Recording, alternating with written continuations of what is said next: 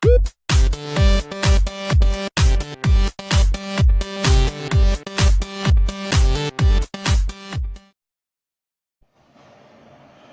up, everybody?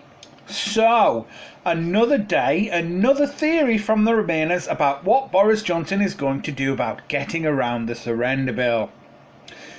Well, this time it's former Conservative Minister Dominic Grieve, who has said he fears the Prime Minister intends to declare a state of emergency to force through Brexit.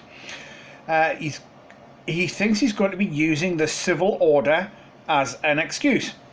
It says, in a highly provocative claim, the pro-Remain MP said, the message coming from Downing Street is, we have to leave the EU by October the 31st or there will be riots. So is that what Boris Johnson has been saying? Dominic Grieve said that Number 10 is going to consider using the 2004 Civil Contingencies Act, and this is going to allow the PM to completely ignore the no deal law passed by Parliament, also known as the Surrender Bill. Is that true? I mean, this comes after we heard John Major the other day talk about using the Order of Council, but Number 10 have actually said that this is total cobblers. At least one source has come from Number 10 and said it's total cobblers. And if you saw Jeff Taylor's video the other day, it certainly does seem an instrument that's far too weak to do what they hope it would do. Anyway, Number 10 has said it's absolute nonsense. It doesn't believe the plan would stand up to legal scrutiny, so that's probably not going to happen. In addition, Dominic Cummings commented that the government will leave on October the 31st by any means necessary. We're hearing this a lot, and they are very consistent in the government at this point, because other cabinet ministers have also reinforced Boris Johnson's statement, and they've said that he would obey the law, but that we would still be leaving on the 31st of October. So, what is Boris Johnson saying about this? Well, in this article, it says Boris Johnson will keep Brexit plans secret until the last minute as allies plot to dodge anti-no deal law. Boris Johnson will keep his plan to deliver Brexit on time a secret until the last minute because he fears MPs will block it again. And I think he's right in that respect. They will try and block it if they know what it is. So Downing Street officials privately admit they are preparing for another court battle next month if the Prime Minister is to take Britain out of the EU on 31st of October. Brexit Secretary Stephen Barclay warned that the moment of truth is approaching if there is to be a revised deal with Brussels in time for the deadline, which is 3 weeks away. Yep, just 3 weeks away until that bill kicks in. Amazing. The Prime Minister's allies believe he has found a loophole, but will not explain it until the deadline has expired. A senior government source said, "Why would we reveal what we're going to do before the 19th of October and give our opponents a chance to block it? The device is highly likely to end up being tested in the High Court within days of being revealed." Dominic Cummings again, Mr Johnson's most senior aide, told Sky News the Prime Minister will make clear what he's going to do at the right time. There are obviously loopholes, he added.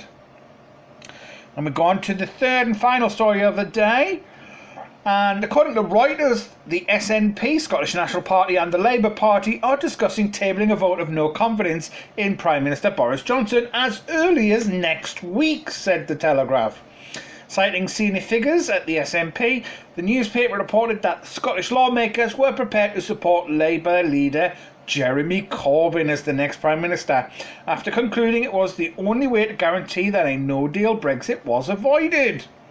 So, Lib Dems dash hopes of Corbyn caretaker government despite SNP backing, as the Lib Dem leader Joe Swinson has called Jeremy Corbyn unfit to govern.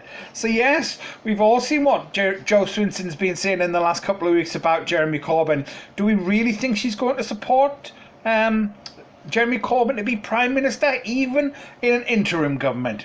I doubt it, but let's see. It says the Lib Dems have dashed Labour hopes for a Jeremy Corbyn-led caretaker government after Nicola Sturgeon gave her backing for the move to prevent a no-deal Brexit. So, Nicola Sturgeon, the SNP leader on Friday, said she would support the Labour leader as a candidate for a caretaker Prime Minister, though added she was open-minded about who takes on the role. She said she supports the Labour plan of bringing down Boris Johnson with a vote of no confidence and then securing a Brexit extension before an immediate general election. But Labour would need vast cross-party support for the move to work, including it would have to get the support of the Lib Dems, the 18 MPs from the Independent Group for Change, and the 21 exiled Tories.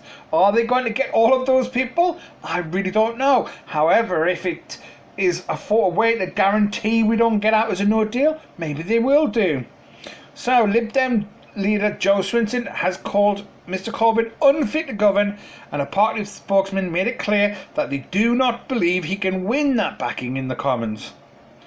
And then you've got the IGC, the Independent Group for Change, Anna Soubry, leader, and she's opposed to Jeremy Corbyn leading a caretaker government as well.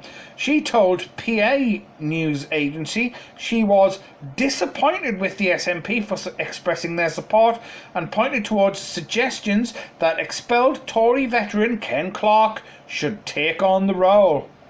So, could we see Corbyn as Prime Minister soon? What do you think about that? Just think about that for a second. Yes, absolutely, even if it is an interim. And what other possibilities do you think Boris Johnson has to work with?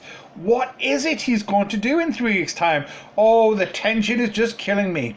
Anyway, let me know in the comments below. Like, share, subscribe if you appreciate what we do.